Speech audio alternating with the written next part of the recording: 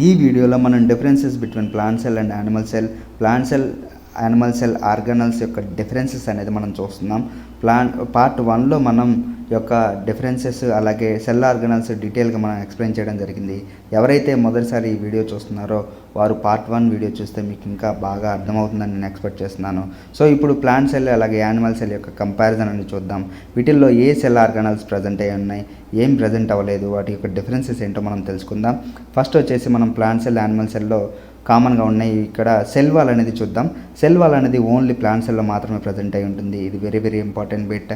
అలాగే యానిమల్ సెల్లో cell membrane అనేది ప్రజెంట్ అయి ఉంటుంది. ఈ యొక్క సెల్ వాల్ అనేది ప్లాంట్ సెల్లో సెల్యులోజ్తో నిర్మితమై ఉంటుంది. ఈ యొక్క ఆల్మోస్ట్ ఆల్ సెల్స్లో ఈ యొక్క ప్లాంట్ సెల్ అన్ని సెల్లో యొక్క సెల్యులోజ్ అనేది ప్రజెంట్ ఉంది.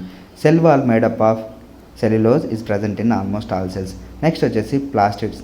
ఈ యొక్క ప్లాస్టిడ్స్ అనేది ఓన్లీ ప్లాంట్ సెల్లో మాత్రమే ప్రజెంట్ అయి ఉంటుంది. ఈ యొక్క plastids like leucoplast, chloroplast and chromoplast are present. ఈ యొక్క ప్లాస్టిడ్స్ అనేవి ఏ విధంగా ప్రజెంట్ అయి ఉంటాయి అంటే ప్లాంట్ సెల్లో క్లోరోప్లాస్ట్ గాను, అలాగే క్రోమోప్లాస్ట్ గాను, అలాగే ల్యూకోప్లాస్ట్గా ఇవి ప్రజెంట్ అయి ఉంటాయి. ఈ యొక్క యానిమల్ సెల్లో ఈ యొక్క ప్లాస్టిడ్స్ అనేవి ఉండవు అన్నమాట. నెక్స్ట్ వచ్చేసి క్లోరోప్లాస్ట్. క్లోరోప్లాస్ట్ అనేది ప్లాంట్ సెల్ హ్యావ్ క్లోరోప్లాస్ట్. ప్రతి ఒక్క ప్లాంట్ సెల్కి క్లోరోప్లాస్ట్ అనేది కలిగి ఉంటుంది to prepare their own food. ఇది దానంతరగా స్వయంగా ఆహారాన్ని తయారు చేసుకోవడానికి ఇది ఉపయోగపడుతుంది. ఈ క్లోరోప్లాస్ట్ అనేది యానిమల్ సెల్లో ఉండదు. నెక్స్ట్ వచ్చేసి వ్యాక్యూల్. వ్యాక్యూల్ అనేది రెండిట్లో ప్రజెంట్ అయి ఉంటుంది. వ్యాక్యూల్ మనం తెలుగులో రిక్తిక అంటాము. So cell sap containing vacuoles are present. ఈ యొక్క సెల్ శాప్ అనేది ఏదైతే ఉందో అంటే ఇక్కడ బిగ్ వ్యాక్యూల్ అనేది ప్లాంట్ సెల్లో ప్రజెంట్ అయి ఉంటుంది. ఇక్కడ యానిమల్ సెల్లో వచ్చేసి వ్యాక్యూల్స్ ఆర్ యూజువల్లీ ఆబ్సెంట్. మనకి యొక్క జనరల్గా ఈ యొక్క యానిమల్ సెల్లో ఆబ్సెంట్ అయి ఉంటుంది, లేదా 1 or more స్మాల్ వ్యాక్యూల్స్ అనేవి ప్రజెంట్ అయి ఉంటుంది. ఈ యొక్క వ్యాక్యూల్స్ అనేవి ఈ యొక్క స్టోర్ చేసుకుంటుందమ్మా. ఒక ఫ్లూయిడ్ లాంటి స్ట్రక్చర్ ఈ యొక్క వ్యాక్యూల్లో ప్రజెంట్ అయి ఉంటుంది. దీంట్లో స్టోరింగ్ అనేది ఎక్కువ జరుగుతుంది. సో నెక్స్ట్ వచ్చేసి లైసోజోమ్స్ అమ్మ. సో లైసోజోమ్స్ అనేవి ప్లాంట్ సెల్ యానిమల్ సెల్స్ రెండిట్లో ప్రజెంట్ అయి ఉంటుంది.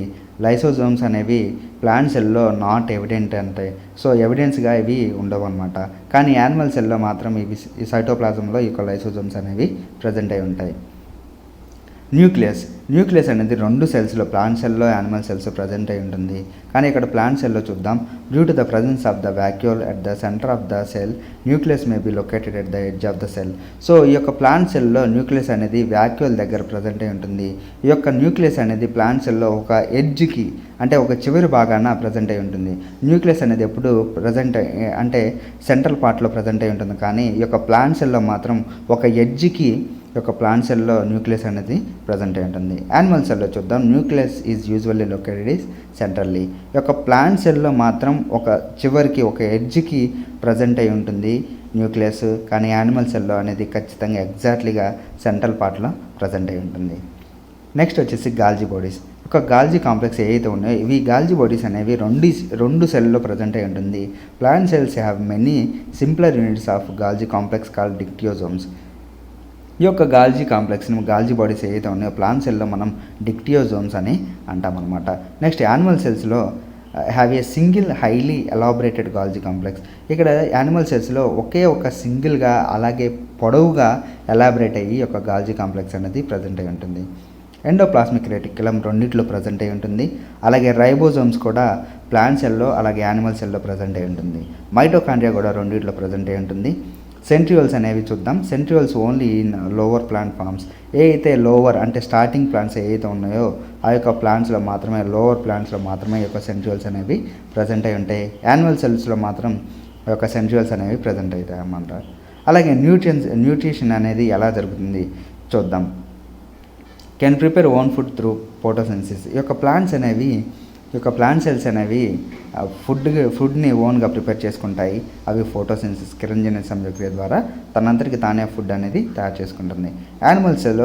యానిమల్ సెల్స్లో చూద్దాం. Cannot make their own food. ఇవి సొంతంగా ఫుడ్ని తయారు చేసుకోలేవు. They depend directly or indirectly on plants for their food. ఈ యొక్క యానిమల్ సెల్స్ అనేవి డైరెక్ట్గా కానీ ఇండైరెక్ట్గా కానీ ఈ యొక్క ప్లాంట్స్ మీద ఆధారపడి ఉంటారనమాట ఆహారం కోసం. నెక్స్ట్ వచ్చేసి లోకోమోషన్. అంటే అవి ముందుకు వెనక్కి కదిలే పొజిషన్నే మనం లోకోమోషన్ అంటాము. ప్లాంట్ సెల్ అనేవి most plants do not exhibit moment.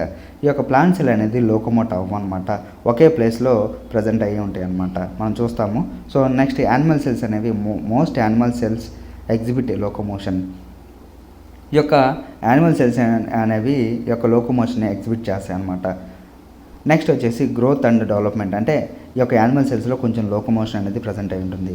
So growth and development అనేది చూస్తే ఇక ఇవి ఎలా పెరుగుతాయి, ప్లాంట్ సెల్ అనేవి keep growing throughout their life and are localized in the apical meristem. మనం ఎపికల్ మెరిస్టెమ్ అంటే పైన ఉండే ఏదో స్టెమ్ ఏదైతే ఉందో దాన్ని ఎపికల్ మెరిస్టెమ్ అంటాము. మనం సీడ్ని కనుక వేసినప్పుడు భూమిలో సీడ్లింగ్స్ అనేవి ఫామ్ అవుతాయి.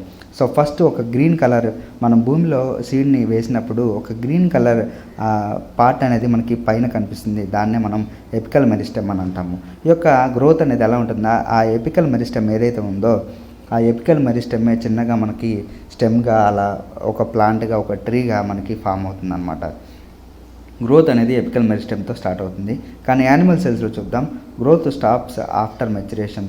ఎప్పుడైతే మెచ్యురేషన్ ఒక స్టేజ్, డెవలప్మెంట్ స్టేజ్ ఎప్పుడైతే వచ్చిందో ఆ తర్వాత మన యానిమల్ సెల్స్లో గ్రోత్ అనేది మనం చూడలేమన్నమాట. హ్యూమన్ చూడండి, ఒక సర్టెన్ ఏజ్ వచ్చాక మనకి గ్రోతింగ్ అనేది ఆగిపోతుంది, అంటే 22-24 ఇయర్స్ రాంగ్లోనే మనం గ్రోతింగ్ అనేది ఆగిపోతుంది. But body cells are replaced periodically.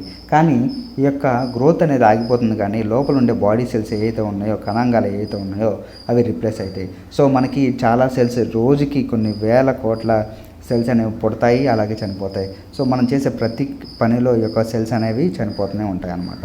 So ఈ యొక్క యానిమల్ సెల్స్లో సెల్స్ అనేవి పుడతా ఉంటాయి, అలాగే చనిపోతూనే ఉంటాయి అన్నమాట. కానీ గ్రోత్ అనేది మనకి ఒక సర్టెన్ టైం, మెచ్యురేషన్ పీరియడ్ ఏదైతే ఉంటుందో అక్కడ వరకే మాత్రమే జరుగుతుంది.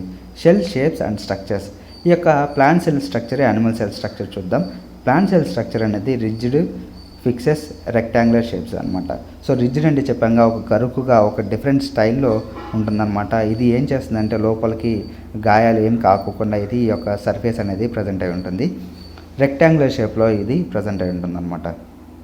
యానిమల్ సెల్ చూద్దాం. ల్యాక్ రిజిడిటీ. ఆ యొక్క రిజిడిటీ అనేది అంటే ఒక రకమైన స్ట్రక్చర్ అనేది ఇక్కడ ఉండదన్నమాట. సో ఈ యొక్క సెల్స్ అనేవి రౌండ్ అండ్ ఇర్రెగ్యులర్ షేప్ అనేది ప్రజెంట్ అయి ఉంటుందన్నమాట. సో ఈ యొక్క యానిమల్ సెల్స్ అనేవి రౌండ్గా, అలాగే ఇర్రెగ్యులర్ షేప్స్ అనేవి ఇక్కడ ప్రజెంట్ అయి ఉంటాయి అన్నమాట. సో ఈ యొక్క ప్లాంట్ సెల్కి యానిమల్ సెల్కి మనం ఇప్పటివరకు కంపారిజన్ అనేది చూసాము. సో ఏ సెల్లో ఏ ఆర్గానల్స్ ప్రజెంట్ అయి ఉన్నాయి, వాటి యొక్క వర్క్ ఏంటి అనేది మనం చూసాం. ఇప్పుడు మేము మిమ్మల్ని క్వశ్చన్స్ అడగడం జరుగుతుంది. పార్ట్ 1, పార్ట్ 2లో మొత్తం నేను క్వశ్చన్స్ అడుగుతాను, మీరు ఒకసారి ఆలోచించండి, మీకు టైం ఇస్తాను నేను. సో ఆలోచించుకొని మీరు ఆన్సర్ చెప్తే నేను కూడా ఫైనల్లో ఆన్సర్ చెప్తాను. సో ఇక్కడ చూడండి, ఫస్ట్ క్వశ్చన్ వచ్చేసి what controls most of the cell process and contain the heredity information of the DNA. ఈ యొక్క డిఎన్ఏ ఏదైతే ఉందో హెరిడిటీ వారసత్వాన్ని ఏది ఫామ్ చేస్తుంది, అలాగే ఈ యొక్క సెల్ని, ఈ యొక్క సెల్ ప్రాసెస్ని ఏమి కంట్రోల్ చేస్తుంది, అంటే సెల్లో ఉన్న ప్రతి ఆర్గాన్ని ఏది కంట్రోల్ చేస్తుంది అనేసి మనల్ని అడిగారు. ఆప్షన్స్ వచ్చేసి మైటోకాండ్రియా, క్లోరోప్లాస్ట్, న్యూక్లియస్, న్యూక్లియోలస్. మీరు ఆన్సర్ గెస్ చేయండి, నేను ఫైనల్గా ఆన్సర్స్ అనేవి చెప్పడం జరుగుతుంది. నెక్స్ట్ వచ్చేసి what is cell membrane. Cell membrane అంటే ఏంటి, ఆన్సర్ చూద్దాం. A thin flexible barrier around the cell that regulates transport. Second వచ్చేసి a rigid cover that provide support for the cell, the place where light energy and water and carbon dioxide are used, convert solar energy to chemical energy. So first question ఇక్కడ ఏంటి, మన డిఎన్ఏని control చేసేది ఏంటి, మన యొక్క కంట్రోల్ని అంటే most సెల్స్ని control చేసేది ఏంటంటే న్యూక్లియస్ అనమాట. ఆన్సర్ వచ్చేసి మనకి సి, న్యూక్లియస్. సెల్ మెంబ్రేన్ అంటే ఏంటంటే ఒక thin flexible barrier around the cell that regulate transport. మీకు వీడియోలో నేను చెప్పానమ్మా. సో ఈ యొక్క ఫ్లెక్సిబుల్ బ్యారియర్ అనేది అంటే ఒక కంచె వంటి నిర్మాణం అనేది ఉంటుంది, ఎన్విరాన్మెంట్కి అలాగే సెల్కి మధ్య ఉండి ఇది ప్రొటెక్షన్ అనేది ఇస్తుందని మీకు ఈ యొక్క ఫస్ట్ వీడియోలో చెప్పాను. సో నేను ఏదైతే డిస్కస్ చేశానో ఆ వీడియో చూస్తే మీరు ఈజీగా ఈ యొక్క బిట్స్ అనేవి ఆన్సర్ చేయగలరు. నెక్స్ట్ వచ్చేసి what is the main function of the cell wall. యొక్క మెయిన్ ఫంక్షన్ ఏంటి, సెల్ వాల్ యొక్క మెయిన్ ఫంక్షన్ ఏంటి, ఆన్సర్స్ చూద్దాం. To protect and provide support for the cell, convert solar energy into chemical energy, build proteins, takes in carbon dioxide. ఈ యొక్క cell wall ఏం చేస్తుంది మీకు తెలుసు కదా. సో ఆన్సర్ వచ్చేసి గెస్ చేయండి, ఆన్సర్ చెప్తున్నాను. ఏం చేస్తుంది సెల్ వాల్ అనేది, to protect and provide support for the cell. ఇది ఏం చేస్తుంది, సెల్ వాల్ అనేది ప్రొటెక్ట్ చేస్తుంది, అలాగే సపోర్ట్ని మనకి ఇస్తుంది. Next fourth question. They are look like the endoplasmic reticulum. Its function is to modify proteins made of the made by the cell and pack and export proteins to the cell part. ఈ యొక్క క్వశ్చన్కి కూడా answer నేను part 1 explanation అప్పుడు మీకు డీటెయిల్గా చెప్పాను. ఈ యొక్క ఆన్సర్ అనేది మీకు కూడా తెలుస్తుంది ఆ వీడియో చూస్తే. సో ఎండోప్లాస్మిక్ రెటిక్యులం అనేది ఏం చేస్తుందంట, మాడిఫై ప్రోటీన్స్ అనేవి చేస్తుంది, అలాగే ప్యాక్ అండ్ ప్రోటీన్స్ని మూవ్ చేస్తుంది అనమాట. ఏంటిది దీంట్లో ఏంటి అంటే ఆన్సరు ఆ యొక్క స్ట్రక్చర్ ఏంటి, గాల్జీ అపరేటస్ అన్నమాట. ఆన్సర్ వచ్చేసి గాల్జీ అపరేటస్. 5th వన్ వచ్చేసి what are the cells is identified with the arrow. మనకి ఇక్కడ యారో వేసి మనకి ప్రజెంట్ చేసాము. ఆ యారో ఏంటి గుర్తుపట్టండి, అక్కడ యారో ఏంటో. Nucleus, ribosomes, chloroplast, vacuole. Answer వచ్చేసి న్యూక్లియస్ అనమాట. ఐడెంటిఫికేషన్ ఇప్పుడు మేము చదవడం జరుగుతుంది. ఆ యొక్క నేను చదివిన డెఫినేషన్కి ఏ పార్ట్ సెట్ అవుతుందో మీరు ఐడెంటిఫై చేయండి. So it maintain the osmotic concentration of the cell and prevent them from bursting, shrinking. ఇదేం చేస్తుంది ఇప్పుడు మనం చదివింది ఏంటంటే ఇది ఆస్మాటిక్ కాన్సన్ట్రేషన్ ఏదైతే ఉందో ఆ ఆస్మాటిక్ కాన్సన్ట్రేషన్ని మెయింటైన్ చేస్తుందంట, అలాగే బర్స్టింగ్ పేలిపోకుండా అలాగే ముడతలు పడకుండా చూస్తుందంట. ఏంటి దాని ఆన్సర్ ఐడెంటిఫై చేయండి. సో నెక్స్ట్ వచ్చేసి it is darkly stained are the nucleus, it aids in protein formation and RNA synthesis. ఇదేం చేస్తుంది, స్టెయిన్ అనేది డార్క్ స్టెయిన్ అనేది ఇస్తుందంట, అది న్యూక్లియస్లో ప్రజెంట్ అయి ఉంటుందంట. ఆ యొక్క ఆర్ఎన్ఏ సిన్సిస్ అనేది ప్రోటీన్ ఫార్మేషన్ అనేది చేస్తుందంట. ఆ సెల్ యొక్క ఆన్సర్ ఏంటో మనం అంటే ఆ యొక్క ఐడెంటిఫై పార్ట్ ఏదో మీరు గుర్తుపట్టండి. They help in manufacturing proteins for the cell. ఇవి ఏం చేస్తుందంట, మ్యానుఫ్యాక్చరింగ్ ఆఫ్ ప్రోటీన్స్ ఫార్మేషన్ అవ్వడానికి ఇది ఉపయోగపడుతుందంట. అదేంటో మీరు ఐడెంటిఫై చేయండి. ఆన్సర్ అనేది లాస్ట్లో చెప్తాను. It is known as the power house of the cell. మనం power house of the cell అని దేన్ని అంటామో మీరు గుర్తుపట్టండి. నేను వీడియోలో కూడా మీకు ఎక్స్ప్లెయిన్ చేయడం జరిగింది. ఆన్సర్ మీరు మీ మనసులో అనుకొని ఉంచండి. So it is the large network of inter connecting membranes tunnels. ఈ లార్జ్ నెట్వర్క్ కనెక్షన్ అంట అది ఏం చేస్తుందంట, inter connection of membrane tunnels. నేను చెప్పాను కదా, ప్రతిదానికి ఇంటర్ కనెక్షన్ ఒకటి ఉంటుంది.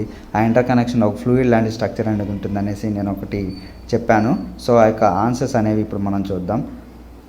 ఇక్కడ ఫస్ట్ క్వశ్చన్ ఏదైతే ఉందో ఐడెంటిఫికేషన్ అనేది maintain the osmotic concentration of the cell and prevent the bursting, shrinking అంటే ఏంటంటే సైటోప్లాజం అనమాట. ఆన్సర్ వచ్చేసి cytoplasm. Next it is darkly stained are the nucleus, it aids in the protein formation of RNA synthesis అనేది answer వచ్చేసి nucleolus. Nucleolus లోపల మాత్రమే ఈ యొక్క ఆర్ఎన్ఏ సిన్సిస్ అనేది జరుగుతుంది అనమాట. స్టెయిన్ అనేది ఇస్తే అది మిడిల్ పార్ట్లో నేను యారో వేసి చూపెట్టాను మీకు డయాగ్రామ్లో, అది బ్లూ కలర్లో నేను టిక్ చేసి ఒక ఐడెంటిఫై మార్క్ వేసి చూశాను. సో అదే న్యూక్లియస్ లోపల ఫామ్ అయి ఉంటుంది, అదే మనం nucleolus. Next they helped in manufacturing proteins for the cell. ఇవి హెల్పింగ్ చేస్తుందన్నమాట ప్రోటీన్స్ ఫార్మేషన్కి. ఏంటంటే అది రైబోజోమ్స్. నెక్స్ట్ 4th వన్ వచ్చేసి it is known as the power house of the cell. అంటే మీకు తెలుసు power house of the cell అని దేన్ని అంటాం, మైటోకాండ్రియా. నెక్స్ట్ వచ్చేసి it is the large network of inter connecting membrane tunnels. ఇది large network అంట సెల్లో, అది ప్రతి ఒక్క సెల్ని ఇంటర్ కనెక్ట్ చేస్తుంది. ఆ యొక్క ఆన్సర్ ఏంటంటే ఎండోప్లాస్మిక్ రెటిక్యులం. ఇది ఈ వీడియోలో ఉన్న క్వశ్చన్స్. ఈ యొక్క ప్లాంట్ సెల్, యానిమల్ సెల్ యొక్క డిఫరెన్సెస్, వాటి యొక్క అల్ట్రా స్ట్రక్చర్స్ అనేవి నేను డీటెయిల్గా మీకు చెప్పానని అనుకుంటున్నాను. ఈ యొక్క వీడియోని మీరు మరలా చూసి ఈ యొక్క క్వశ్చన్స్ మీరు రాసుకుంటే మీకు చాలా యూస్ఫుల్ అవుతుంది. ఈ వీడియో నచ్చితే మీరు లైక్ చేయండి, అలాగే మీ ఫ్రెండ్స్కి షేర్ చేయండి.